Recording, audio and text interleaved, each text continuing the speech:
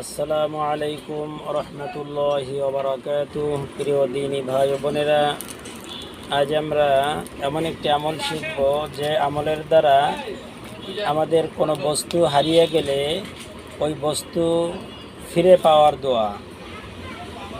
আউযু বিল্লাহি মিনাশ শাইতানির রাজীম। বিসমিল্লাহির রহমানির রহিম। ইন্না লিল্লাহি ওয়া ইন্না ইলাইহি রাজিউন।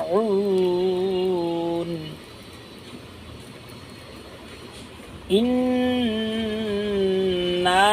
লিল্লাহি ওয়া ইন্না ইলাইহি রাজিউন।